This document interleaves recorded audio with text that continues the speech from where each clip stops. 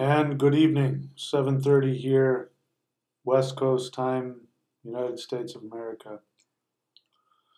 I want to talk to you about ancestral energy. I want to talk to you about Mother Hola, the Hul breath. I want to talk to you about kind of a continuation of what we talked about last time, which was how the unconscious mind, when it is being stimulated by past life karma, how that perpetuates wounds. So the wound itself perpetuates more wounds. And what we can do to not only heal ourselves, but we also, one of our responsibilities is to do what we can to heal the ancestors. So when it comes to codependence, you hear me talk about this, there's only so much you can do for people who are here on the planet. You're far more, you're going to be far more successful empowering yourself, getting yourself empowered, than you are trying to reach out and help somebody else. I had that experience today. I was at a meeting, and at that meeting there was, a woman who I lovingly call my mother, because she's older than I am. She's been around a while, but she has a lot of wisdom and a lot of healing in her. And there was somebody there that had come, and she had decided that I should talk to him. She's like, "You need to talk to this guy. You need to talk to him." So I had an idea of what I thought, he needed, and so I sort of came over and I started asking questions. What is it you're looking for? Why are you here? And all that. We got into a brief discussion, and I did my thing, which is, I cut him off, when he started rambling. I said, listen to me. I have a little bit amount of time, but I want to help you. And then came to find out that he was absolutely not interested in anything I had to say. And not only that, he took great offense to anything that I said. And, the more I kind of asked her and asked him, she had decided to bring him there to help him. And so that's when I said, oh, okay. And I said, thank you. Good, nice to see you. I got to go, because I'm not going to get involved in that. The way that, this is why, by the way, I do the Q&As the way that I do. My experience is that whenever you drive up on somebody, even if you know what it is they need, whenever you drive up on them with, here's what you need to do, or here, let me help you, or, if it doesn't come from them, if they don't seek help and ask for your help, it doesn't take. This is one of the reasons why, you should pay. And if you're a healer, you should charge. Because right away if somebody's not really interested in doing whatever work is necessary for their own healing, if they're not willing to pay for your time. Same is true, if somebody doesn't ask for my help, I don't give it. And so I had allowed myself to be, put into a situation where this woman was trying to help, and I think this guy had a thing for her or something. I think that's what it was really about. And, she wanted me to help her help him, and I found out real quick he wasn't at all interested in anybody helping him. And so anything I said was just offensive. So anyway, I don't know where I'm going with that. That's why I do the Q&As the way that I do, is because I want you to ask me questions. And if I don't have anything you want, don't waste your time. I don't need anybody that doesn't want to be here to be on the channel.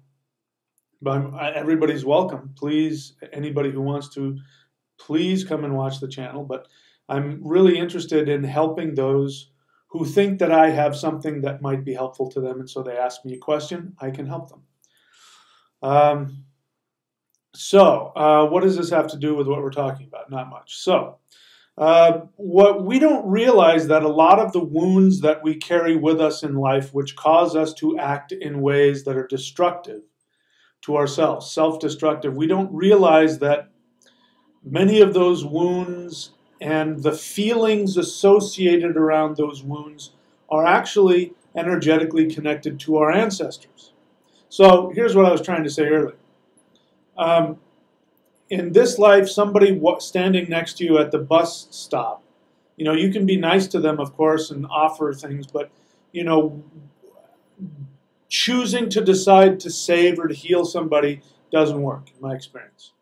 However, once somebody has died, if it's a family member, like a mother or father, grandparent, cousin, brother, sister, when they die, they now go into the realm of the ancestors. So even if you had like a younger sibling, once that sibling dies, they go to the realm of the ancestors, and then you can do something for them. Then you can do ritual for them. Then you can do chanting and mantra and ceremony, and that they will be affected by the energy of that, and they will be healed by that, and so will you.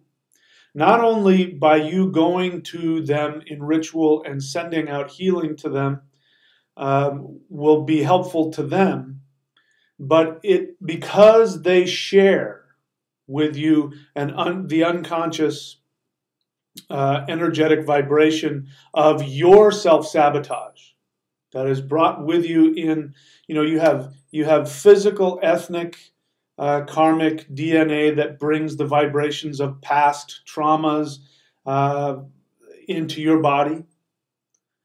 But you also have the energy that you create for yourself in this life. So when you do rituals for your ancestors, your family members, even if they just recently passed away, that energetic vibration gets cleaned up on their end, which then helps to sort of take away another tendril that's stuck into your unconscious, causing you to think and feel in certain ways. Somebody was asking me yesterday, do feelings, I don't remember what, but basically do negative feelings of hate, do they cause bad karma? And my response was no. Your feelings don't cause bad karma. The decisions that you make based on your feelings, the actions that you take based on your feelings, those then become recorded in the past, which then create a debt or a karma in the future. So one of the things, again, as I said yesterday, is that we need to learn that having negative feelings will not harm us. I don't care if it's anger or hatred or lust or shame. These are just feelings. The feelings don't cause the damage. It is the beliefs, the actions, the assumptions, the indulging in the beliefs associated with them. That's what causes the damage. So the whole idea of enlightenment, again, isn't about reaching this state of peacefulness where you have no problems and everything. You hear this a lot in the New Age where people will say, I don't have any hatred in me. I remember hearing a guy say this to me who was full of hatred, unconscious hatred. He was an incredibly manipulative, destructive person. And we were trying to work things out in a group setting, and I said something about, and he hates me, or he has this, and he goes, I'm offended that you said that. I don't have any hate. I only have love. And it was just like, oh my God, give me a break. But, that's where you get in that. People who won't acknowledge that they have negative feelings because they believe that those negative feelings are in fact evil. And even if they're aware of them, they'll hide them and they don't want anybody else to know about them. Or they will convince themselves that they're on a higher level and they don't feel that way. Again, this is why people do recreational drugs. One of the biggest offenders is THC.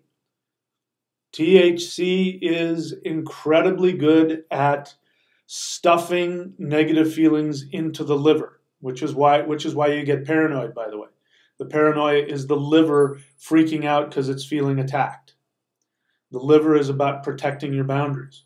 Anger is about protecting your boundaries. So when you try and stuff those feelings down, that anger gets you in a headlock. You consciously think, I am not an angry person, and yet you are spilling anger out unconsciously everywhere you go. And you act out, and all of a sudden your life is filled with all this chaos. You know, I've gotten off of the dating sites, but, you know, while I was on the dating sites, I would have to say the most popular phrase is, no drama, please. And I think to myself, what does that mean? No drama to you. You know, that just means if somebody doesn't do what you want, you get upset, and you don't want to get upset. So somebody who doesn't do what you want in whatever way is causing you all this drama. Drama just means that you're reacting to something. Now, I'm not saying that there aren't people out there who do cause drama. I'm not saying that. I'm just saying it just, there's no way that all of these people, are, you get what I'm saying. Trying to avoid drama is what creates it. Trying to avoid your pain, your wounds, creates more of them. So when we do chanting to the Mother Earth, which I teach on my YouTube channel, I'm sure if you've been watching, you're familiar with it. It is the whole breath. The whole breath meditation. We're going to talk about what the whole breath is and what it does. It is definitely an earth sound. And it is definitely a healing sound. So we're talking about all this, and we're talking from a shamanic perspective. In case you're not familiar with where I'm about to go, you want to go to thunderwizard.com. That's where you're going to really learn the deep things about what I'm about to explain. So if you are a follower of my channel and you come onto the Q&As and you like the Q&As, I strongly recommend that you go to thunderwizard.com and subscribe there. Even at the 25 per month level, you're going to get access to some very powerful things that will allow you to heal yourself as well as your ancestors and really get the benefit of the earth element. So when we talk about the whole breath, if there is a direction for it, and it doesn't matter, you can face any direction you want, really, because it's the earth. Well, let's talk about the 5 elements for a moment. Do I have a thing for the 5 elements on here? I don't believe that I do. The 5 elements. You have the way that the Chinese present them: earth,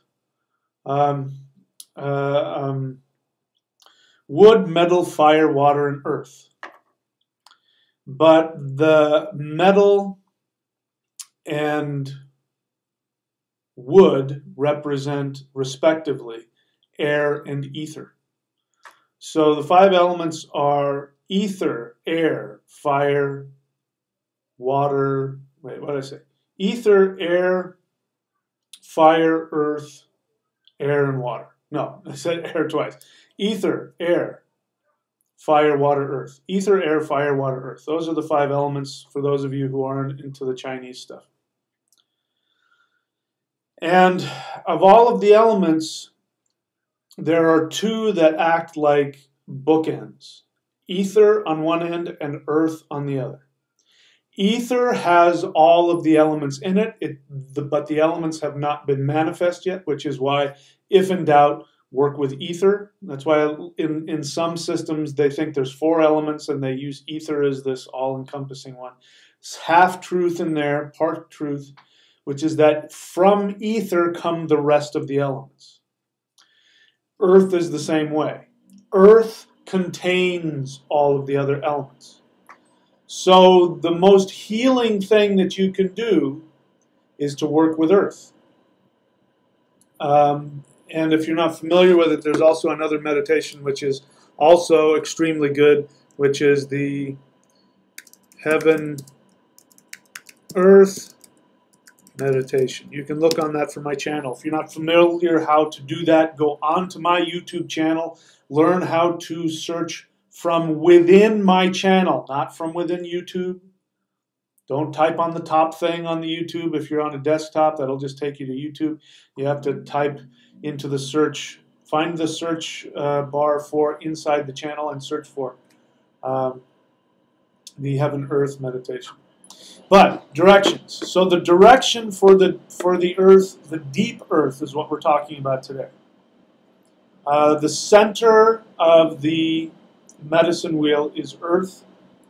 If we're talking about the deep earth of the mother, the deep earth of the womb of the mother, we are talking about the southwest.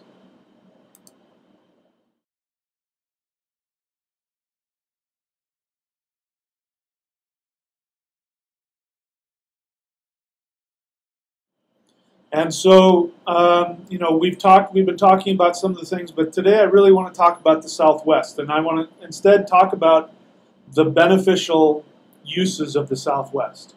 I've shared with you before that you have the arc between the Northeast and the Southwest, and the Northeast is higher energy. I know this is backwards for you. This is the Northeast, this is the Southwest. Well, why don't I just switch it for you? Okay, there's the Northeast, here's the Southwest. And the Northeast, we want that energy of the celestial gods to shine down onto the underworld and keep the lid on the unconscious. We do not want to open that lid up. Things in the underworld are supposed to stay in the underworld. I learned this the hard way. The typical that's what happens when you summon forth demons. This is what happens, why you shouldn't use Ouija boards. Because when you're trying to communicate with a recently dead spirit, you are opening up the underworld. And it's not supposed to come up here. Every time stuff, it's just like, the sewer. When the sewer bubbles up out of the toilet, it makes everything smell bad and it ruins things. And you can, it's like once that happens, it's very hard to get that cleaned up. You want to keep it there. The sewer has its job. It cleans, takes the toxins and the poop and everything out of the house. You want that. But there are ways we want to work with our digestive system. We want to do things like eat good food and eat lots of probiotics and fiber because we want to have proper digestion. That's the underworld as well. Deep, deep earth. But it's also the womb of the mother. The womb of the earth mother. And so, facing the southwest and doing the whole breath with the posture is, in my experience, the most balancing thing you can do. If you want to get balanced, you want to get grounded, you want healing, that is the direction to do it. Because by doing that, if you've seen the posture, that I share how to do that, and you can also find the posture for the earth on the medicine wheel Qigong, which you can find on Amazon.com. I think it's on videos.michaelwilliamdenny.com. I think it's either videos.michaelwilliamdenny.com or videos.thunderwizard.com. I can't remember which, or perhaps both. That posture of the palms facing down at the side by the hips and breathing in the process that I teach, where you breathe out the mouth and the nose at the same time and you chant the whool sound underneath your breath so that nobody can hear it. That is, if you had to pick one, just one, I just want one thing. Mike, just give me one thing that will give me everything. I don't have time to learn all this other stuff. Give me people ask me this, give me the most advanced. What is the most powerful? That's it. The whole breath. Because without your mother, you have nothing. You can survive without your father as an infant, but you cannot survive without your mother. As an infant, the infant needs the mother. Mother is everything. Mother is the only being in the universe who has unconditional love for you. Sorry, but that's just the case. Everybody wants to be loved for who they are. I just want to be loved for who I am. Well, that's not how people work. People love you for what you do for them. That's like going to an employer, it's not exactly the same, but it's like going to an employer and saying, hey, I want to get paid just because I'm here. I don't want to do anything, but if I show up, I want you to pay me. I'm going to go in the room over there and I'm going to watch porn or play video games or, something like that. But I want you to pay me for being here. He's going to say, no. If you want to do some work to benefit this company, I will be happy to pay you for your time. Other than that, no, please leave. The only person that does that is the mother. The mother will love you unconditionally. Has no, just because you exist, because she's connected to you. So Mother Earth has the same love for us as well, even though she is a giant. So I want to see if I make sure I get everything that I want to say about ancestral pain. So you remember we talked yesterday about, am I going to say this right? The karma, I forget what it's called, the Sanchita karma, Prarabdha karma. I think that's it, Prarabdha karma, which is the karmas that have bunched up over, your lifetimes. And this is the karma that is poised to be stimulated to be released in your life. The tragedies that you are experiencing, the poverty, the pain, the illness, the sadness, the loneliness, the unsuccess, pick whatever your drama is. We all have it.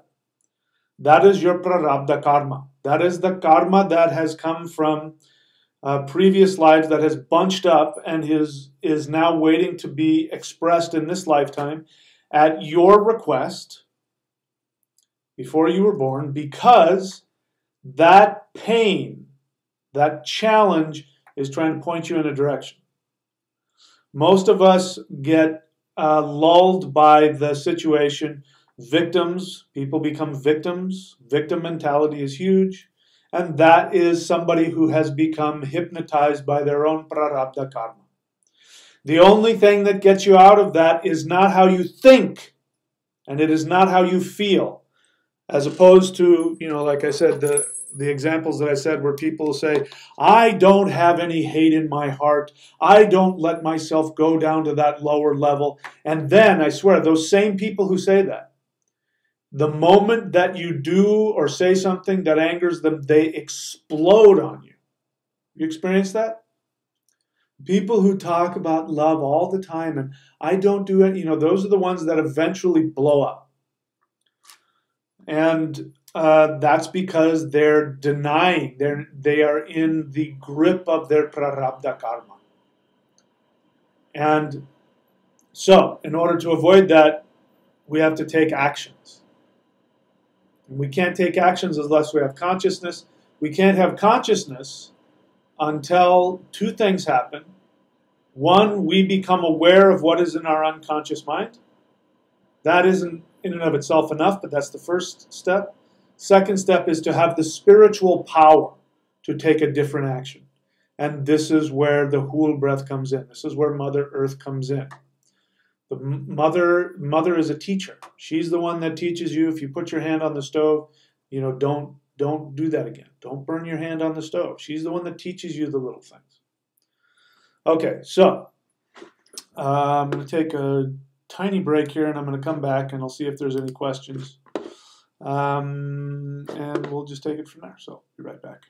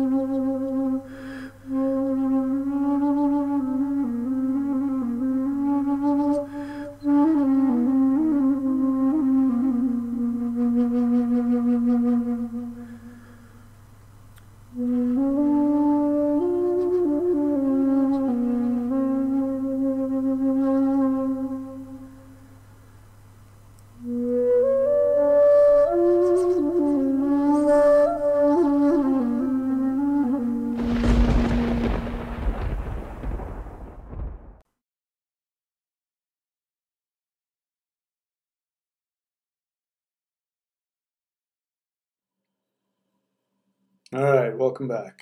So, take a look and see if there are any questions.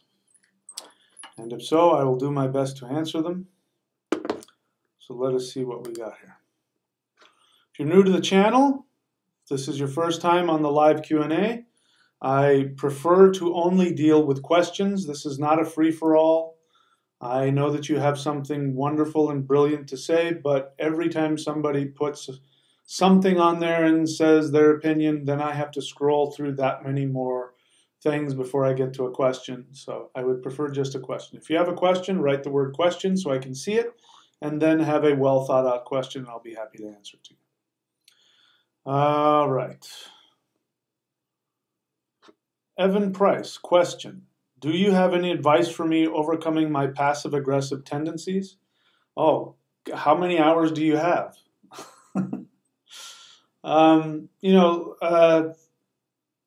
First off, Evan, it's pretty unlikely that I'm going to give you some little magic bullet that's going to fix that. If you're passive aggressive, it means that you have some deep-seated issues, and I would have to talk to you to find out what they were. And even then, it would take time for us to find ways to get through it. So if you're honestly saying that you are passive aggressive, then you need help. And I would seek out help. Go to a therapist, go to a counselor, and, try to find out what the source of it is and what you can do to fix it. Things like meditation, of course, are going to help, but, even having a teacher is helpful. Having a teacher who can, one of the things that a teacher does is to be a neutral mirror so that they can mirror back to you what it is you're saying and doing. Because if you're passive aggressive, it means that you are unconsciously full of rage. Passive aggressive means you're unconsciously full of rage, and you express that rage in passive aggressive ways. I am aggressive. It doesn't mean that I don't act passive aggressively. I do. But I'm aggressive. And people who have more difficulty acknowledging their aggressiveness become passive aggressive. If I used to say that I would rather have had some, robber come up to me with a gun and rob me than for some kiss ass to try and get me to like them, because at least I know where the robber's coming from. But the kiss ass, you don't know where they're coming from. You don't know what they want. They want to make you feel like they want to give you something or make you feel good, and I can smell it a mile away usually, and I get very uncomfortable. So I would need to know much more to be able to answer that. You can start by doing the whole breath and asking. I guess one of the things you can do, if I can give you one thing that would help you, it would be to do a ritual. If you've gotten a reading from me or from one of my apprentices, they'll give you a mantra that will connect you to your unconscious mind and help you work through your unconscious mind. You can do a 40-day discipline. Chant that mantra 108 times every day for 40 days, and ask, before you start the 40 days, ask, please show me how I can heal myself of my passive aggressiveness. Show me somebody or something that can help me. And then watch what happens. And eventually you'll be led to something. If you don't have a mantra you can do this one. This is an all-purpose mantra that will work especially for consciousness. Om Namah Shivaya. Om Namah Shivaya. You can do that. Normally, I don't give out mantras like that, but that's an all-purpose one. That's like taking vitamin C. Everybody should be taking vitamin C. All right. So, sorry I couldn't be more helpful than that. Dean Nevin's question, I'm using the 30 Saws meditation to strengthen my aura, good for you, and combat negativity, also good for you. Does it also help with internal negativity, doubt, anxiety? Yes. Your internal negativity is also going to be a lack of boundaries, because Thurisaj, Thunar, is the Lord of boundaries. And that's why the Thurisaj rune, which, how does it look? Looks like this. Am I doing it right? I'm not showing it right. Looks like this. The Thurisaj rune. It's called thorn. It's not called thorn because when it comes up it says, oh, be careful, there's a thorn in your path.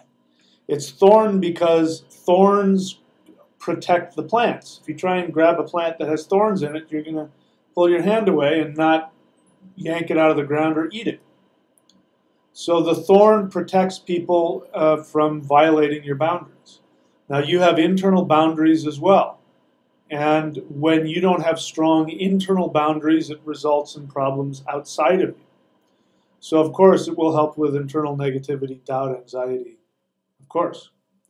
Thor, everybody sees Thor as the defender of the human race, and he's the one that gives hope. So short answer, yes, we'll help you with those things. Sven Filking 333 question. My brother died young from cystic fibrosis. Do you think he chose this before incarnation? I don't know. My guess would be that yes, he chose that. That was his choice coming into it, that there was a karmic issue, and I don't know enough about cystic fibrosis to tell you what the shamanic emotional connection is. But there was something that he needed to experience and learn from. And, illness is like anything else. You can get wrapped up in the illusion of that and get trapped in the karma of it. If it ended up him losing his life over it, then I would say that he had a lesson that he needed to learn from that. And you probably also have a lesson that you need to learn. Here's the other thing about people who die in your life early. As you all know, I lost my partner almost a year ago from breast cancer. And, it's been long enough now that I can look back on it and, see her from a different place. I think I connect to her from a different place. Could be just my projection because I'm healing from it. But, not only did she need to, and specifically I won't get into it, but, how she died in her last days, how she chose to face death. There was a lesson in that for her. But I also believe that she and I, before we incarnated, I believe that we made a deal with each other on a soul level and talked about the things that we're trying to learn from previous lives and the things we want to do. And I honestly believe that not only did she have her own lessons that she had to face through the way that she chose to die, but I believe that she was also, I believe that one of the things that she did, that her soul said to me was, listen, I'll be the one that dies this time. Because I want to be able to be the one to empower you in all of these ways, and I can't do that if I'm still in the human body. And, as challenging as it is for me to connect to her on a level that's different from what I would physically like, I have to say that she has been far more healing and powerful and continues to be a guide. I believe that a lot of, everything, my entire life started changing drastically from like the week before she started to die. From the time that she was really heading towards dying, my external life started going through the roof. My success started going through the roof. My money started going through the roof. And all of, so many of the things that I have in my life now that I'm so grateful for, I believe are a direct result of her.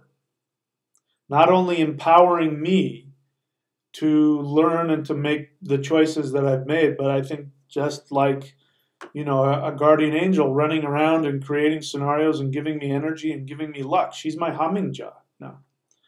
So you can look at your brother like this. You know, I don't know what your relationship was with him, but he probably, besides fulfilling his own needs, soul needs, he probably also volunteered to say, hey, you know, Sven Filking, I want to help you. And I'll be the one to die this time. I'll die early this time. And so it is extremely important that we honor the sacrifice of our ancestors just in their dying. We have to honor that. You know, for me, it would have been so easy to get wrapped up in so much sadness and depression, and it would have been real easy for me. I mean, there were times that if, you know, that I really wanted to like put a needle in my neck and just, you know, check out. I was in so much pain. And one of the reasons that I didn't is because she loved when I was happy and healthy. And, you know, in a way that a lot of people aren't. You know, of course, we always want people around us to be happy and healthy, but she actually, like, personally got off on it. Like, she would ask me, did you go surfing today? Tell me about the surfing. And she would then get really, you know, the happier I got, the happier she would get. That doesn't happen all the time. So I can't, but to honor what your brother gave to you in his death is that to look upon it as that, as a sacrifice, and a sacrifice is energy. You know, when we sacrifice to the gods, we give, you know, in ancient times, the life of an animal, which of course was given to people to eat. It wasn't just killing something and throwing it away. You know, if you're going to kill an animal, you might as well sacrifice it, you know, and then feed everybody. That was what they used to do. But the life force energy that they were releasing from the animal was given back to the gods. It was a gift to the gods. And the idea was that that energy, like creates like, that with that gift of that energy, they give back energy in all kinds of other ways. And so I think the same is true with our loved ones. When they die, they give us a sacrifice. They're sacrificing their life force energy for us so that we can continue to learn our lessons. And they know now, and we knew before we were incarnated, we knew that we would, like I said, we would not benefit and learn and grow if they were to stay with us. In order for us to really learn and grow, like in Star Wars, you know, if you strike me down, I will become stronger than you can understand. And then, Luke, use the Force. You know, I mean, it's a cheesy example, but it's really what happens. So, anyway, I didn't finish what you said here because then you say, I still feel like I'm massively connected to him, like maybe as a guide. So, anyway. You already said what I just got through saying because I don't have the patience to read. That's why it's good to have a short question because I get impatient. I don't want to read big things. But anyway, so we're on the same wavelength about that. So thank you for that. Gabriel Ray, welcome to the channel. So Gabriel Ray, I don't know if you're new to the channel or not. Here's what I want you to do. If I write something down like that, you need to go onto my channel and type it into my videos. Search for it in my videos. Spend some time watching my videos, binge watching my videos, so that you can have some real in-depth questions to give me while we're here. That's one of the things that we want to do here. It's not just for, random off-the-cuff things. I want to get deep into the stuff that I teach. So put some time and effort into watching the channel, and all you have to do is just type that in. Type that in. You can type it in on YouTube. If you type it in exactly like that, it'll come up, and there you go. You'll have a tutorial. I don't want to take the time to do it now because there's some depth to it. Okay, so what else? Facing southwest, not northwest. You can face northwest if you want. If that's what you wrote, then maybe that's the direction you should face. Ideally, we're talking about southwest. Southwest is the realm of the underworld, the realm of the deep earth, the realm of the recent ancestors. Okay, Asa Ur Question, is there an etheric earth with a corresponding body? That's one question. Here comes question number 2. And is our inability to tap into that the wound? So you're trying to give me an assumption. Shall I give you a speech upon assumptions? Assumptions. Everything you believe is based on an assumption. I assume that if I step off a cliff, I will fall to my death. And I assume the same for you as well. So based on that assumption, the actions I take are, I avoid stepping off of things, or stepping off of cliffs. You're trying to give me an assumption. The first one is, even though you ask, is there an etheric earth with a corresponding body? Your follow-up is confirming that that first question is a fact. Because all I have to do is say, no, there is not an etheric earth with a corresponding body. And then the rest of your question is meaningless. So let's be honest, you're not trying to ask me, is there an etheric earth? You're saying, since there's an etheric earth with a corresponding body, is our inability to tap into that the wound? So my answer to that question is no. That is not the wound. The wound I'm talking about anyway is talking about the wounds that we receive as a result of not only our past life karma, but the past life karma of our recently deceased ancestors. And by recently, I mean, the past few thousand years. The wounds that they carried with them into the underworld, into their afterlife, vibrate onto us. And, whether or not there's an etheric earth that they live in, I really don't care. That's too intellectualized for me. Whether that's true or not, that doesn't help me. What helps me is the practical actions that I can take to heal that etheric wound, if you will, to heal that ancestral wound.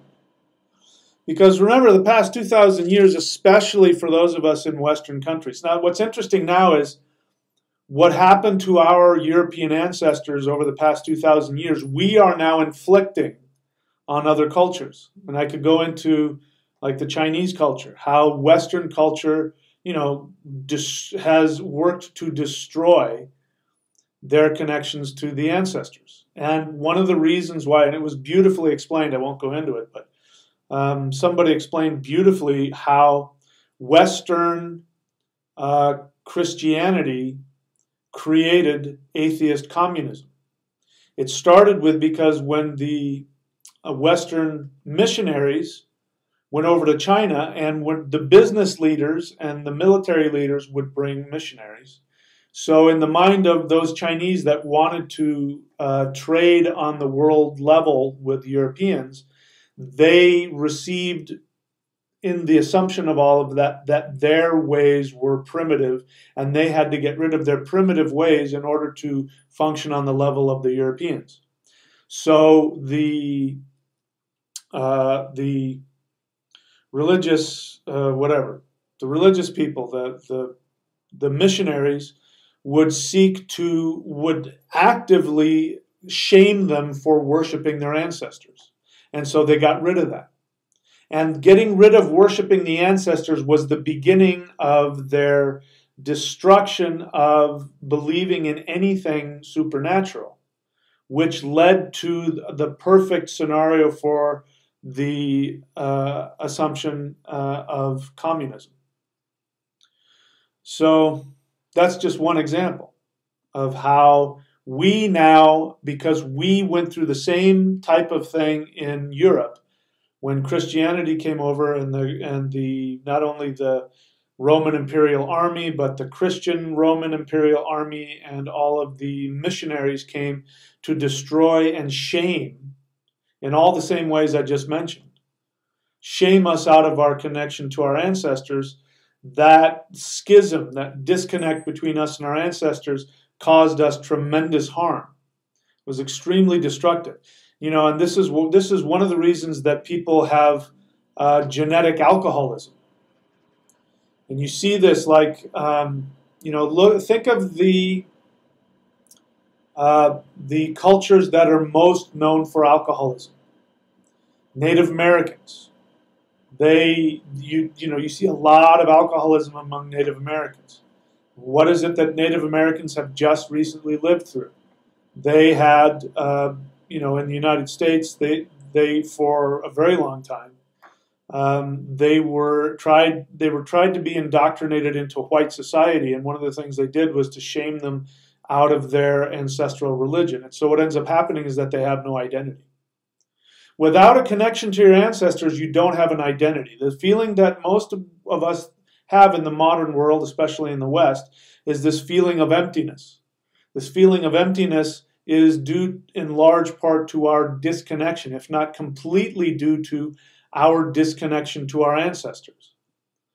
Now, the problem is that we don't have, we have for the past 2,000 years, depending on what part of Europe you're from, at least the past 1,000 years, we have not had a connection to our ancestors, because the ancestors connect us all the way back to the first humans who connect us back to the gods. That's how that works. The word man, human, in the Germanic, man, means mind, means moon, which is a reflection of the spirit. The first human was named in the Sanskrit, his name was Manus, I believe one of those two. The name of the first human in the Germanic is the same. I believe it's Manuj. It means reflection of the spirit, because that's what the moon does. The mind reflects the sun, which is the spirit. When we disconnect from the ancestors in that line, we no longer have a direct connection to that power source, to the first humans who were direct representations of the reflection of the divine mind. This is why the ancestors are so important. And this is why when you have beliefs, all the monotheist religions, Christianity, Judaism, Islam. Judaism, not so much, because they have a very strong ancestral, there's a big ancestral thing. In fact, monotheist Judaism was a reaction to, in their mind, it was, mistaken in my mind, but it was a mistaken attempt to solidify their ancestral connection, but it's like taking the wrong kind of medicine. It didn't work. But they have a different idea. But definitely Christianity and Islam, for sure, they have such a disconnect between themselves and their ancestors, going all the way back to the first humans, that we're nuts, we're insane, and we're destructive. That's why our ancestors, our Germanic ancestors, for example, if they went to go cut down a tree, they would first find out which trees wanted to be cut, and then they would get permission of the trees. This was the guy's job. The guy's job was, a woodcutter. He would go out in the forest and he would cut wood, and then he would come back and he would barter his wood for other things. That was his job. And whenever he would cut down a tree, he would carve into the tree a symbol or a rune which would act as a home for the spirit of the tree, what was known as the woodwife. And it would either act as a home, or it would direct the spirit of the tree to some place it could go to live. But if you chopped down a tree without permission and without providing it a home, then you had to be careful for the woodwife. That would be out in the forest. And forest cutters had, if a woman came out of the forest, especially a beautiful young woman, you had to really be on your toes, because you didn't know if that was a real woman or if it was a woodwife. And what you did is you waited to see if they turned around. If they turned around and it looked like a hollowed out tree, then you have to really be careful, because that's not a human. That is a woodwife. And she can, do all kinds of things to you. You have to be very careful. This is why there were whole groves of trees that you weren't allowed to cut down.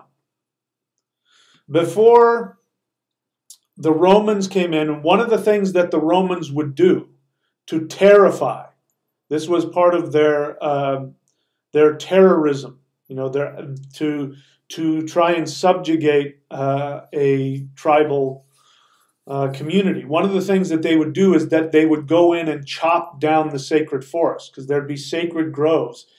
Any place that you had any of these barbarians, these polytheist people, there would be sacred groves of trees that you couldn't mess with or go around, or, like that.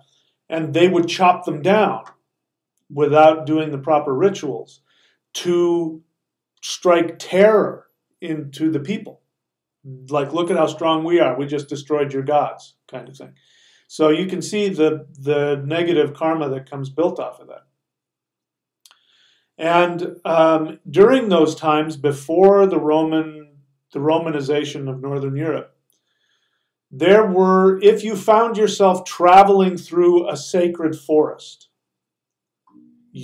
first off, you couldn't make any noise, because you did not want to offend or wake up the spirits of that place. If something happened and you fell off of your horse, you had to crawl the rest of the way out.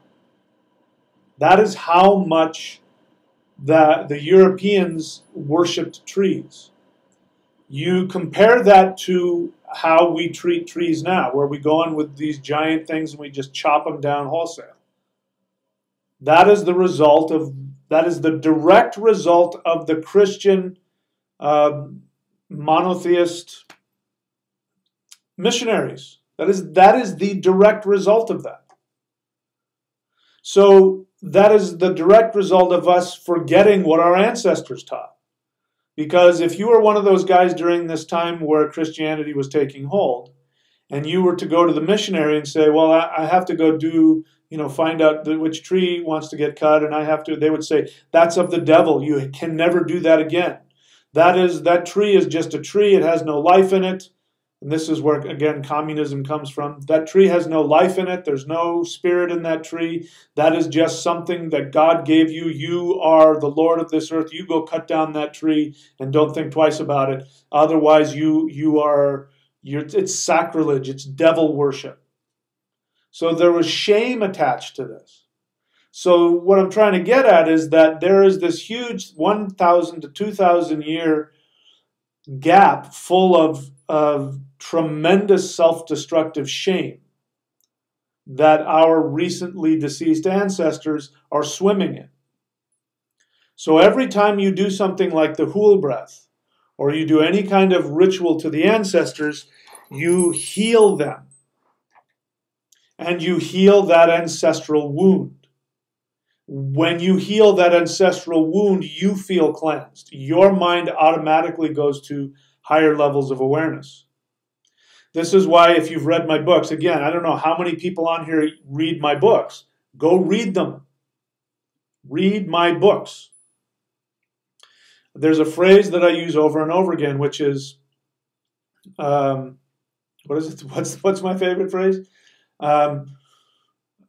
Techniques which have an unbroken connection into prehistory. And I hammer away at that because when I was writing those books years ago, I was trying to differentiate between the neo-heathen, the neo-pagan, which has a bunch of made-up stuff where people are pasting their own idea. This is one of the things you see with right-wing heathenism, is that they're like very politically far to the right.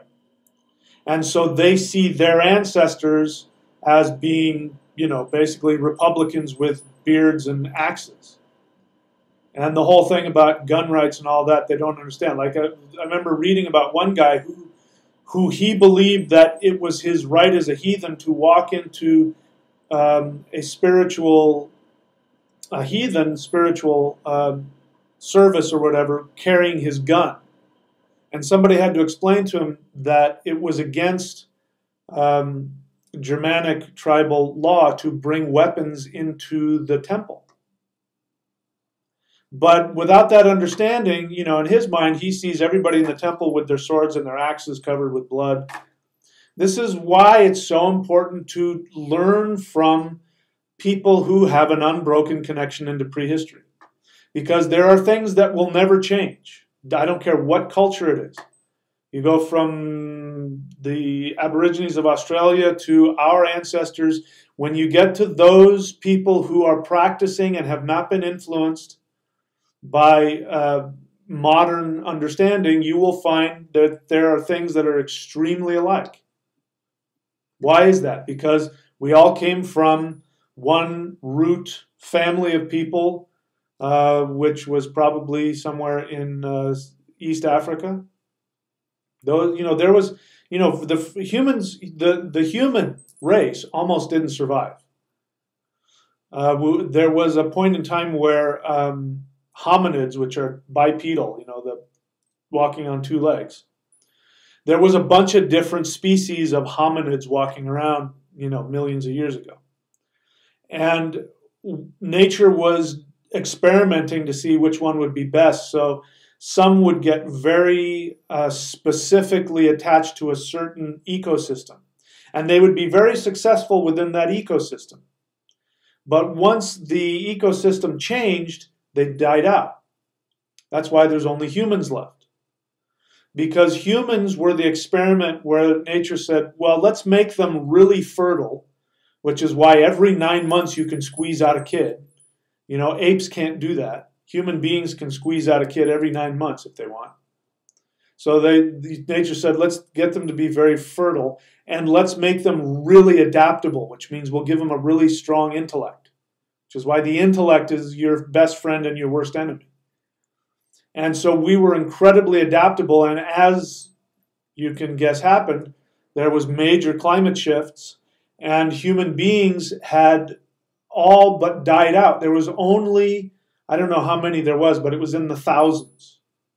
There was barely enough humans to have a viable population to create, more viable populations.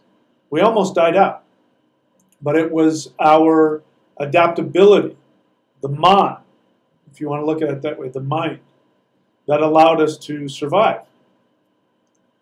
So we have a direct connection to those people, those however many thousands of people that there were. When we do rituals to the ancestors, we connect to them. When you do the Hul breath and you face the southwest, you are connecting all the way back through the chain of human beings, all the way back to the first humans. You're probably even reconnecting to old incarnations of yourself. And this is a way, again, if you're going to heal yourself if you send that energy to your past self. Maybe you were one of those missionaries that took people away from their ancestral heritage. By doing rituals to the ancestors, you can heal that part of yourself, which will automatically feel like a bump up. As I'm thinking about it, maybe that's why I so far am, knock on plastic. Maybe that's why I'm doing so good physically. Because I'm really not doing a whole lot different other than not doing stupid things like drinking and smoking and, other stupid things like that. I really don't do a hell of a lot more than the average person.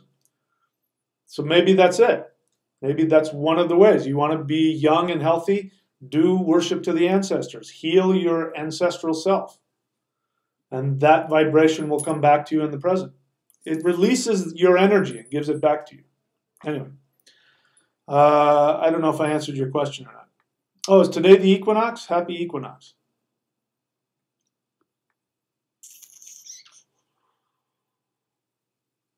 All right. Jared Rosier question. Is connecting to Mother Earth the same as connecting to the divine feminine? Yes. There's different Venus. I was looking for pictures for the thing, and I was looking at the Venus of Willendorf. And I thought to myself, that's the wrong name. That's not Venus. Venus is a different energy. Now she's getting pissed at me for saying that. But Venus is Earth too.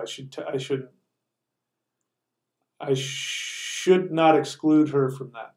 Different vibration. But if you're talking about the purely feminine, like the Shakti energy, Venus is the more direct vibration of that, the divine feminine. But of course, Mother Earth is the divine feminine. Of course she is. Svenville King 333 question. I arrived 12 hours late after he died. Traveling back home from the other side of the world, would we have agreed that? Of course. Would we have agreed that before incarnation as well? Of course.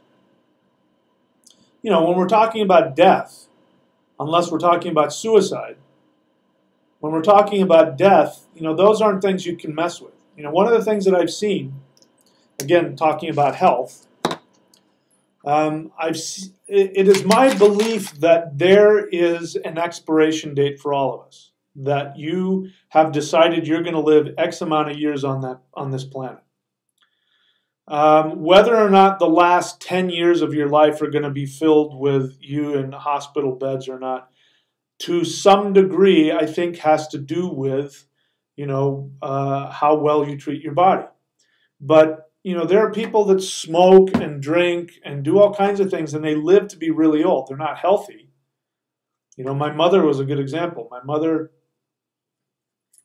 how old did she live? I don't remember how old she was when she died. In her 80s. So pretty old. But she had been unhealthy for years. And the last few years of her life, you know, she was, what's that word? You know, she wasn't there. Mentally, she was gone. And that's because I remember as a kid that she worked really hard to deny her feelings, you know, and things would happen and we would tell her, Mom, you did this, Mom, you did that. And she would say, I never did that. I never said that. And we knew that she was lying to herself because she didn't want to admit it. And she got so good at that eventually that her brain said, okay, well, then we'll just make you, you know, a vegetable when you're older. You won't remember anything. Spend years not knowing what's happening, you know, 10 seconds at a time. She could last about 10 or 20 seconds and then she'd forget what she had just said. But she lived a long time. So I believe that her end date was something that was sort of fixed in stone. And, you know, there are also other people who are super, super healthy and then one day, boom, that's it, they're dead. Steve Irwin, the nature guy. You know, really dynamic, seemed to me like a really happy guy, really, you know, seemed to really love what he did, you know, the crocodile guy. And one day he was, you know the story, he was filming his show and he had a stingray, and the stingray happened to sting him directly into his heart. I mean, that, you know, the odds of that are, you know, huge. You know, that's really, really difficult to do. You know, stingrays sting and they cause all kinds of problems, you know, swell up. But to have the stinger, as he's holding it, go directly into his heart through his ribs, you have to have planned that out ahead of time. He was really healthy and happy and boom, he died doing what he loved. A great way to go. What a perfect way for him to go. Good for him. You know, the bodybuilder, the guy Rich Piana, I don't know if he's, you know, he wasn't a competitive bodybuilder, but he was really famous and he took a lot of steroids, tons of steroids, and he was enormous and all that. And one day he was just sitting there getting his hair done and then he just slumped forward and died. I mean, it took a while for his body to die, but, you know, they said the moment that his eyes closed, he was dead. Guy just died. So I think you die when you're supposed to die, and I don't think that, you know, you getting home on time would have changed anything. I think that was you guys had chosen that so that you would have the experience and the immediacy and the intensity of the whole thing, so that there's something in it for you to learn. And I would recommend that you ask him and say, why was I not able to be there and get back, you know, before you died? What is it that you want me to learn? Because he has the answer to your question. Okay? What else is there? Jim Francis' question, is there any true meaning to seeing 111, 11, in my days every day? You know, normally I would really tear you a new one for asking me that question, because it's like, what does that have to do with what I teach? Please ask me about what I teach. Having said that, I've been seeing that happen a lot lately. You know, I don't think there's any deep meaning to it other than there's probably, you know, just the awareness of infinity. That's all. I think the only message that you need to get from that is that you live in a world and there is a spirit world. And that's it. I think that's all you need to get from that. To take it any further than that, I think, is to hyper-intellectualize it and to waste valuable energy. I think it's just to remind you that there's more than meets the eye. Joe wants to play with Yeti. Question. That's a long question. You know how I feel about long questions.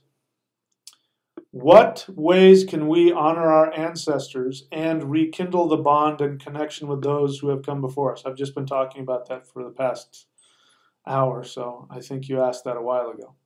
In daily practice, what actions are effective, efficient? So I think I answered that. The shortest answer I want to give you today is to face the southwest and do the Hool breath. You can also offer libations, which is water. You know, and we do this naturally. What is it that people do when they go to somebody's grave and they're drinking beer? This is one for you, and they pour it out on the ground. So you can offer libations. The ancestors also like, you know, offerings of all kinds. Because if their spirit is hanging around, the thing about spirits is that they can't eat, but they smell. So this is why we light incense. And by the way, if you ever offer food to an ancestor, like a recently deceased ancestor, do not eat that food. Now that's different. If you offer it to a deity, that's different. If you're offering whatever it is, meat or water or milk or, you know, fruit or whatever it is to a deity, when you're done chanting that mantra, then you should eat that as though you are the deity. Imagine the deity eating it. That will be empowered food. Do not, especially if someone has just died, like in a funeral home, if there's food, you know, around the coffin or whatever, do not eat that food. Because the spirit will go and will suck out all the life juice out of that because they want to eat it. So this is understood. When you give those kinds of offerings to recently deceased, you don't want to eat that. You don't want to drink it. You don't want to eat it. Let's see what else. Tara B. Question. Is there significance in being raised far away from both of my parents' homelands? I don't know. I am of German and Filipino descent, raised in America. I love both cultures. Well, I don't know what you mean by is there significance. You know, I think a better question is, you know, what was it that you wanted to accomplish by being here? You know, I think a lot about my ancestral homeland. I've never been. I've never been to Norway or, you know, Britain or France or, you know, I'm sure I have ancestors in all of those places. And I want to go to like the Alps, and I want to go to Holsfell, which is an ancient cave where they found, you know, the earliest human artifacts and the earliest human like flutes. The earliest flute in the world is from Germany, 35,000 years old. I want to go to those places. It doesn't mean I feel like I should live there. When I think about it, I don't want to live there. It's too cold. But I would love to visit and reconnect with that. It's interesting. I've shared. By the way, I did it. I jumped off the cliff. I today booked my ticket to Australia, and I booked my my lodgings there for. I'm going to go on a 2-week vacation in November, and I'm going to do some surfing, and I'm going to spend 2 weeks on the Sunshine Coast of Queensland, deciding once and for all if I want to live there, spend the rest of my life there. Because I'm done here. I'm done with the U.S. Nothing, I'm not angry or anything, I'm just done with it. I've lived in so many different places, and, you know, this is, where I live now is the only place in the United States I would even consider living, and there's nothing keeping me here. So why not go where the waves are better and there's more uncrowded beaches and the weather is better and the dollar goes farther and, you know, there's, you know, not a lot of the same problems that we have here. So I did it. I said yesterday I was going to do it. I was shitting my pants over it. I did it. It's done. So I'll make the final decision after that trip, and then I'll be making these videos from The land, one of the land of the ancestors. I'm bringing that to mind because southwest is the direction of the ancestors, as it so happens. Directly southwest from me, if I really just go straight, just go walking straight out of my door and head southwest, assuming I can walk on water, eventually I'm going to hit Queensland. So the southwest represents, I've been thinking about it because the southwest represents the ancestors, the deep earth.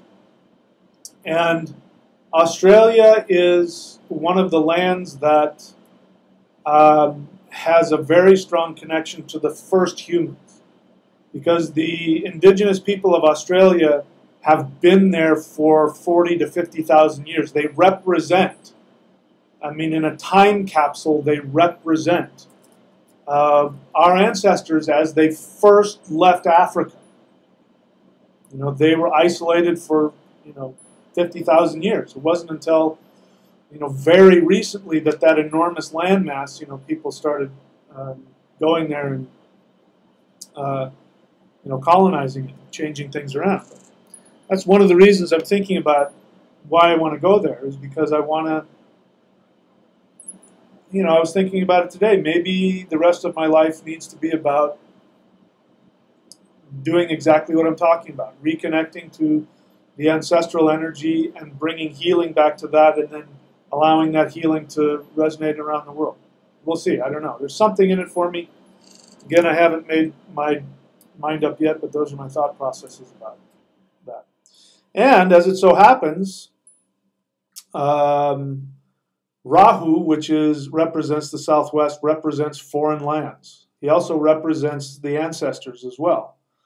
And so Rahu in my chart in the 11th house is getting stronger and stronger and stronger, which says at some point, in order for me to be really successful, which is my 11th house, in the gains of my life, I either have to work with foreigners, like I'm doing now. I got a lot of people who are not in this country who are my students, and or that I need to go to a foreign land to really get my success.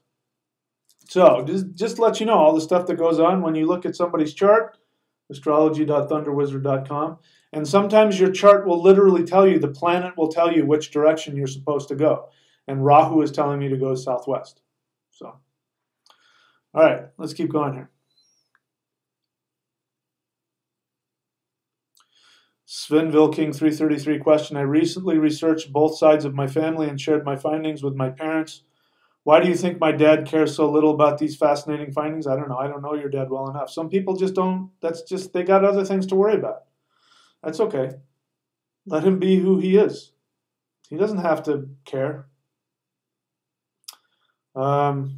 You're thinking, this is your projection. Maybe connected to ancestral pain or denial. Maybe. But maybe you're just projecting. What you're really telling me, you're telling me a lot, which I'm not going to get into, but you're telling me a lot about your relationship with your dad.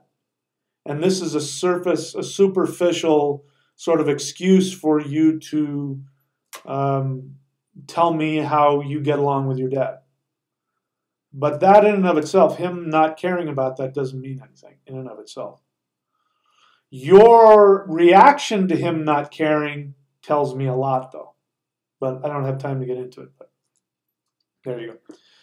Pharaoh Horus questions, does death hurt? What happens when you die? So Pharaoh Horus, you're new to my channel? Yes? Please spend time watching my videos.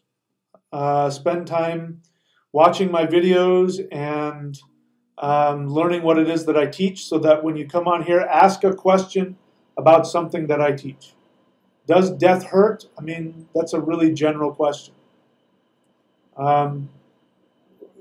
My better answer to that is, you are going to die, so why worry about it? Death will come for you.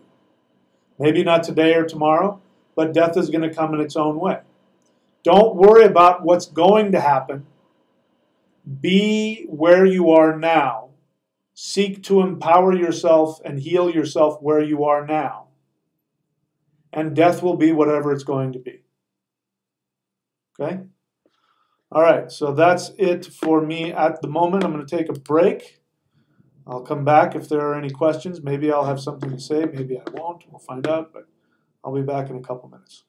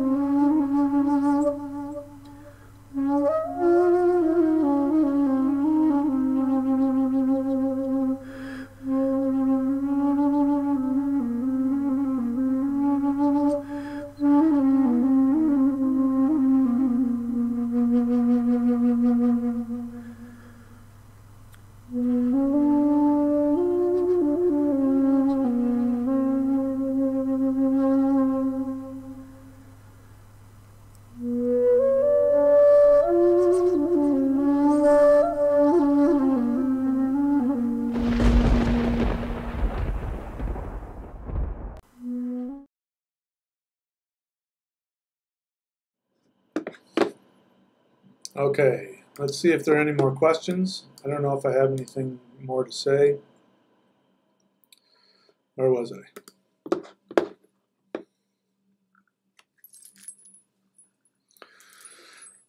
Jared Rosier. Question, is there a way to pinpoint an ancestral wound within yourself? I'm not sure I understand your question. Do you mean physically, emotionally? I wouldn't try, I mean, if you have to think about it that hard, I wouldn't worry about it. Ancestral wounds are going to manifest themselves in negative, excuse me, negative self-thought,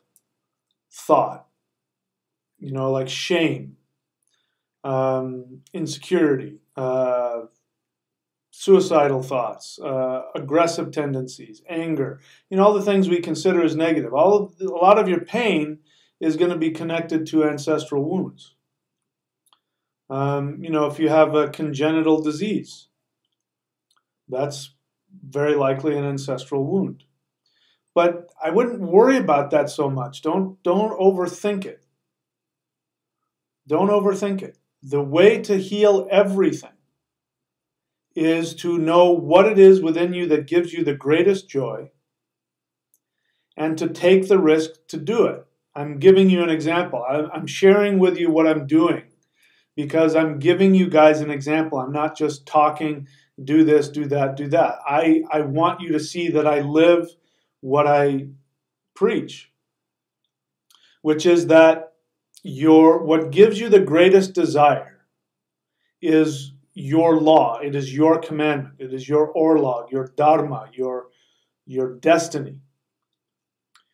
When you live your destiny, no matter how difficult it is, you connect yourself to infinity and your body is filled with energy, your mind and your spirit is filled with energy. When you act against what gives you the greatest joy because your parents don't want you to, or your religion doesn't want you to, or your wife, or you don't feel that you're good enough, whenever there's some kind of shame surrounding it, that is acting against your soul desire. That creates your own ancestral wound, which then, if you follow that path to your death and you don't follow your soul desire, you will take that wound of not fulfilling your deepest desires, you will take that wound into the underworld. And then you will choose to reincarnate again with karmic lessons attached to your life, which are designed to wake you up to go, I'm not doing that anymore. I want to do what makes me happy. I remember the moment that it happened for me. It was 6, 7 years ago. I was living in Boise, Idaho. I had been married for 4 years, and I had been in a relationship with somebody for 10 of those. I was married for 4, in a relationship for 10 years. I had been running away from problems here, where I grew up in Southern California. I was walking away from, all kinds of things, but I had been living for 10 years trying to please somebody else. And I was racked with physical pain at the age of what I thought was old then, 48, 49 years old. I had all kinds of physical pain, and I couldn't do anything. And I got furious. And I realized that I was too young to be, frail and unable to walk and unable to lift things. And I hadn't done all the things I wanted to do. I still wanted to go back and surf, which was my plan the whole time during those 10 years, is I was going to take surf trips, and it never happened. And I had other things that I wanted to do. I wanted to live in the forest. And there were things that I wanted to do that I couldn't do because I was trying to please this other person that was becoming more and more, I just couldn't please her. I couldn't do enough. Now, I was the wrong person for her, so it's not entirely her fault. As I understand it now, she's happy with somebody and they get along great, and good for them. But I remember that I just got angry, and I said to the universe, without knowing how, I said, I refuse to be old. I refuse to be sick. I refuse to be unhappy. I am determined I'm going to do, and I listed all the things that I hadn't been doing. And from that moment on, I felt that something had changed. I didn't know what, but I kind of felt, not like physically I was still in pain, so that didn't go away. But I had felt that something had shifted. And I kind of talked myself out of it, like, I'm just thinking something. But from that moment on, my marriage fell apart. And no matter how hard I tried to be the good husband and fix things, it just kept falling apart, and she became more and more unreasonable until I had no choice but to leave. I mean, it was like I was going crazy. I was about to go, go get some. I was just so upset because I just couldn't make her happy, and I couldn't make it work. And I finally said, I need to get away. Let's separate. And from that moment on, that's what changed my life. I followed what gave me joy. It's the simplest thing in the world. It's not what you're supposed to do. It's not the right thing to do. It's what gives you happiness. That's it. So you guys are asking me a bunch of good questions, but you're trying too hard to figure it out. Can you pinpoint ancestral wound within yourself? Yes. Are you miserable and not doing what you want to do? That is an ancestral wound. Either you're living out an ancestral wound or you're creating one for somebody else. So if you want to make your descendants happy and you want to heal your ancestors, you go do that which gives you the greatest joy. If you don't know what that is, you can go to career.thunderwizard.com. Within an hour, I feel I've got a 95% chance I can help you find out exactly what it is you're supposed to do. Whether or not you have the guts to go do it is a whole other thing. By supposed to, I mean what you want to do. Because lots of times I ask people, what is it that you want to do, and they don't know. So if you don't know, you can go there and I can help you with that. And one of these days, very soon, I'm going to create a certification program so that you can do that. You can counsel others to help them find that as well. Bentley Sweet question, does the term ancestor refer to culture, European compared to African, or us as humans? I'm very new to this, so apologies for my ignorance. It means both. You know, I was just talking about first let me just say, I have no connection to Australian Aborigines, so please don't get the feeling that I do. I don't even know if I've met one in my life. I did spend a month in Australia like 30 years ago, but just the thought that that land mass has been home to the first humans that ventured out of our, all of our homelands. They're us. They're like a snapshot. I mean, I honestly don't know what, physiological changes may have happened over those 50,000 years. I'm sure something has in order to, help them adapt to that particular landmass. But they represent all the first humans. So for me, that is a symbol that I can attach myself to. And just going to try and connect with the energy of that land, I'm interested to see what that's going to do, what lessons that will give to me.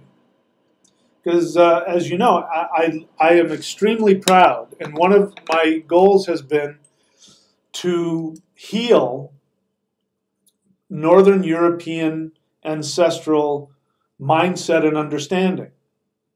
Because one of the, especially the Germanic tribes have been living with tremendous self-hatred for the past 1,000 years. And anybody who is, who has self-hatred, who has insecurity, they always overcompensate. So the way that the Germanic peoples have overcompensated for their racial self-hatred is by becoming racist. So one of the things that is so, on the one hand, frustrating, and on the other hand, so comical to me, is when white supremacists talk about it's okay to be white and I love my own race. What they don't understand is that need to be racist is an overcompensation for how much they hate themselves. They unconsciously hate themselves, which is why they hate other people. You cannot love yourself and hate other people. You can't do it. So one of the things I've been trying to do is to help, on the one hand, I mean, this is what I've done for myself. So it's not just like I came up with the idea and I'm doing it for you poor stupid people. This is what I've been doing for myself, is to create a path that will allow me to have pride in my ancestors and my ancestral ways, to uncover and honor them by doing what I'm doing now, which is to recreate, to resynthesize, and to reconnect our ancestral path to all other ancestral paths as well, so that we can look back on our ancestors with pride, as opposed to how we have been taught to look back on our ancestors, which is we see them as barbarians. The Vikings show, right? There's a good example. I love watching that series, even though it's full of just complete nonsense and historical inaccuracies. I love it because I like seeing, us being portrayed as indigenous, shamanic polytheists. I love that. But when maybe it's changed now, but when I was a kid, when you read history, you read about the Vikings, you read about them in the third person. And you read about them as being these barbarian hordes. Anglo-Saxons, I talked about this one. When you just open up a history book about the Anglo-Saxon migration to, or conquest of Britain, you will read something that basically says these barbarian thugs came over and stole land, and none of that is true. But the reason why that has been put in the history books is because the Roman occupation of Europe and the Christian destruction of the ancient ways was done by belittling and shaming and making us hate our ancestors. I can't tell you how many times, as a kid in church, I grew up, and I don't remember where I got the idea, but I definitely got the very clear idea that our polytheist ancestors were baby killing, devil worshippers. And thank God that our ancestors got Christianity, because they were such evil heathens. And I remember being, told, not directly, but I definitely remember reading the stories of Abraham, Isaac, and Jacob, and as if they were my ancestors. I have nothing wrong, there's nothing wrong with being somebody's ancestors, but the fact that my ethnic ancestors for the past 1,000 years hated themselves so much that they had to identify with somebody else's culture. We have it today in modern times when it comes to New Age, Native American shamanism, which those words don't go together. Shamanism is not a Native American tradition. It is a Siberian tradition. But people want to dress up as Native Americans and they want to act like Native Americans, and I understand it, because they want to connect to something real. They want to connect to something ancestral, and because they don't have any connection to their own ancestry, they go to the one that's closest to them that they think is the real thing, and so they pretend to be Native Americans. Now, what Native Americans don't know is that those people are doing their best to give them a compliment, although in reality it's incredibly offensive, because appropriating somebody else's religion wrongly and without permission is very rude. So I don't know where I'm going with this, but the point is that we have been damaged deeply by our own self-hatred. And, there's a couple things I said. Remember, Native Americans are seen as alcoholics. Irish are seen as alcoholics. Why is that? Irish are constantly having to deal with what? Being conquered by the British. So whenever you have a group of people who have to fight for their own identity, and when their identity is at risk, one of the ways that becomes an ancestral wound is you see alcoholism crop up in later generations. And alcoholism is actually a genetic disease that is transferred genetically. There's a 1 in 3 chance. If one of the parents is alcoholic, there's a 1 in 3 chance that their child will also be born with that gene in their brain where they can't process alcohol. So that is an ancestral wound. If you want to know, somebody asked how to pinpoint. That's one, for example. Anyway, I'm starting to babble a little bit, so let's answer more questions before I confuse myself and piss more people off. Does the term ancestor refer to culture? It refers to both. It refers to your direct ancestors, and it refers to the first human beings. And I share this again, read my books. In one of them, I can't remember which, I share about how, here's one, this will connect us. I was talking about my Germanic ancestors, but now we'll go farther back to our African ancestors. So, we have a word in the Yoruba language. You can look them up if you want. I was taught by 2 Yoruba drum masters. Totally revolutionized my life. One of the most magical, powerful things is to learn real, authentic, indigenous African drumming. It's one of the most powerful things that's ever happened to me. Whenever I do those, I almost put it on here today, but it's on one of my CDs, and I didn't want to have to fight with myself, because if I put even one of my own songs onto YouTube, YouTube will say that I can't use it because it's copyrighted, and I have to write them and say, I know, it's mine.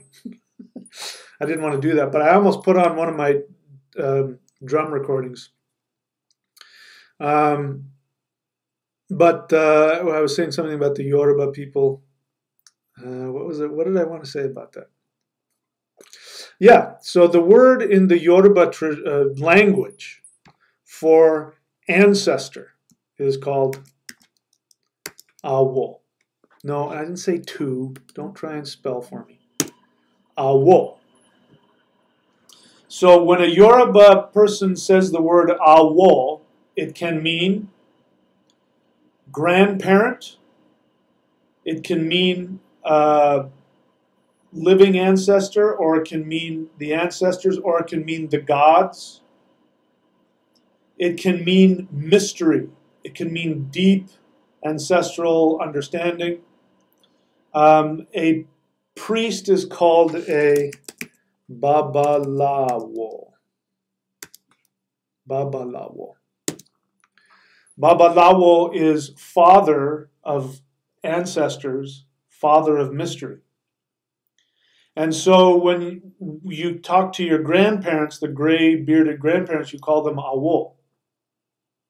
You say, awo, grandma, grandpa, ancestor, mystery, because they've been around long enough that they know things you don't know. And it's also, assumed that through their life they've done spiritual rituals that connect them to their ancestors. They are the living embodiment of the ancestors. It's also true about little kids. When little kids are born, one of my teachers, whenever a little kid would come up, he would say, "Yes, old man." He treated them like they were his ancestors, like they were his grandparents, because he knew that little kid just came from the awo, and that he has a memory of the awo that we've forgotten. So he says, "Yes, yes, grandpa." He was a great guy. He's still alive.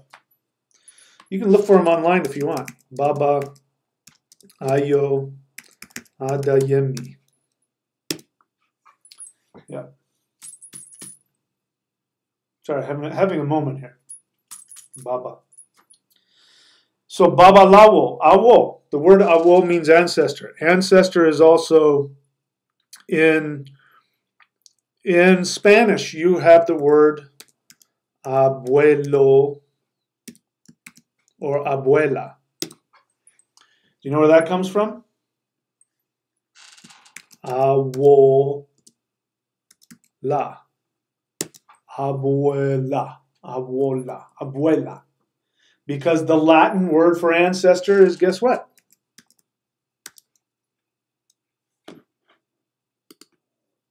Awo.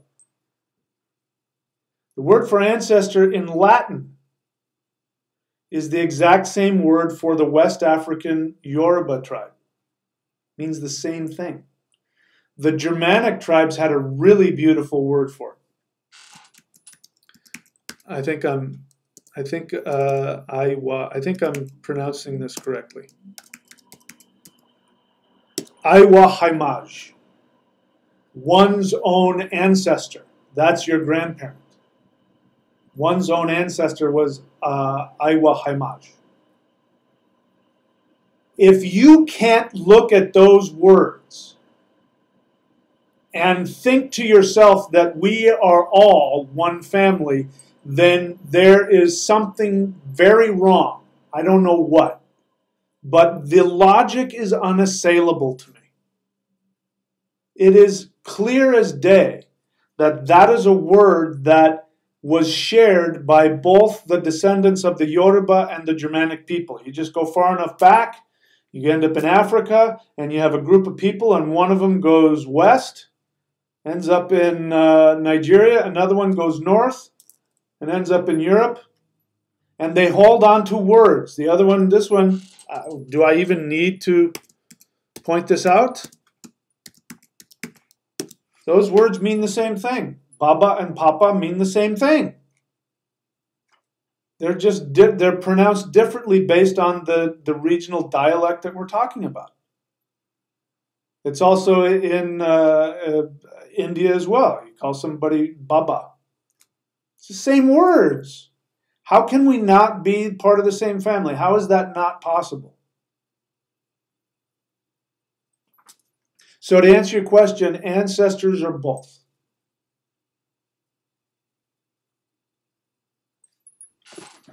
Okay. What else? Cameron Mack, question. Questy question. You haven't mentioned Heimdall much in your videos. What archetypal energy would you say he represents? The crown chakra.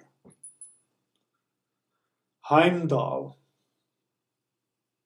You know, I talk about what I know. I did spend some time early on with Heimdall. Hum. The seed sound hung. It looks like hang, but it's pronounced hung. Hung is the ether element. His name in Old English, I think, was Hamma. So from that, I deduced that he is the highest ether, which is he sees everything. He's like Shiva. He sees everything. He is everywhere. But for me to do him service, I'd have to do more meditation and more research. So I don't talk about things that I don't feel that I have a lot to say. And if I say anything more, I'll just be making stuff up. So I don't want to do that. Let's see what else.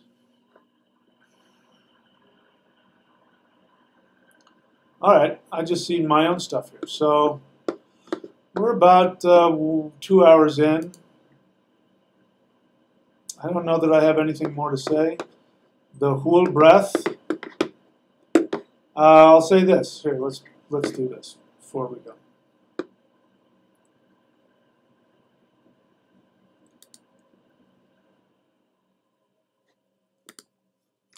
Qigong.thunderwizard.com. There are all different kinds of ancestors.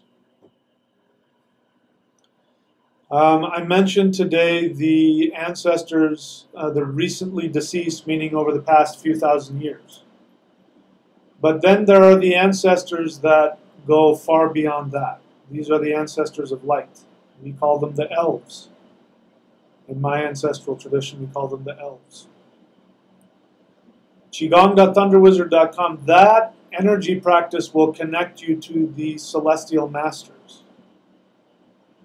And they will connect you to the celestial masters of multiple traditions. I remember being told this. I won't lie to you. I know for a fact that there have been a lot of celestial masters of Chinese descent that have empowered me and worked with me. And I can tell their energy is, they have a very specific kind of energy. But when I started synthesizing all of this together, and this is a synthesis, I spent a lot of time wanting to know if I was doing the right thing. Synthesizing all of these different ethnic traditions together, and my goal was to find the core science that connects them all. In order to do that, I have to honor my own ethnic ancestors, which I do. And what my friend Black Earth Productions calls the Wisdom Council. The Wisdom Council, there's a Wisdom Council out there of celestial elders who have knowledge that we perceive as being from different cultures. They're not different cultures in the ethereal realm, they're just different aspects of the science. And there have been times when different cultures have been given the mantle to learn and to master certain aspects of the spiritual science. The time has come now where we now bring it all together. People like me will continue to do this, where they've done what I did. You know, now that I'm realizing it now, this is where Rahu comes in again. Because I am gaining in my career as a result of all of the foreign traditions that I've learned over the years. The Yoruba tradition, the Chinese tradition, the Vedic tradition, all of the stuff that I've learned from foreign cultures as what's given me the ability to unlock the secrets of my own culture. And that's Rahu. Rahu is foreign lands. So I just realized, it just dawned on me that that's why Rahu's in my 11th house, because the 11th house is the house of gains from your life, from your experience, and from your effort. And in my 11th house is Rahu, which means I'm going to gain from esoteric, foreign, forbidden practices. See how you guys teach me? You guys just taught me a lot right there. All right, I feel like I'm babbling now. Qigong.thunderwizard.com if you want to learn the most powerful energy practice I know of. All right. And Loki Tir Dukatu says grandfather in Icelandic is Avi, which is very interesting. It's the same root word. Slight difference in pronunciation. Thank you, Loki, for that. That's really good. Now I have another thing to put on my list of words for the word ancestor. Okay, so that's it for me today, my friends. I'll see you in a week or so. I'm really excited about the changes that are coming to me, that I am allowing to come to me and that I am doing. And I want to be transparent with you and know that whatever it is I'm telling you you should do, I got to do it too. And I go through the same stuff you do. So I have no excuses. You come to me with excuses about why you can't do it. If I can do it, you can do it. And if you want what I have, you got to do what I do. And know that I'm doing it. As opposed to what our parents sometimes say, which is, do what I say, not what I do. But that never works. You always end up doing what my parents used to smoke cigarettes, and I started smoking at 10. Of course, I don't smoke now. I haven't smoked in decades. But, they would take them away and they would punish me, and I'd say, why? You do it. Yes, but we're adults and we can do it and you can't. Well, I still did it anyway. We end up doing what our parents do. We don't do what they say. We do what they do. So if you want what I have, you got to do what I do. All right. That's it. Talk to you guys later. Have a wunderbar week, and I talk to you another time.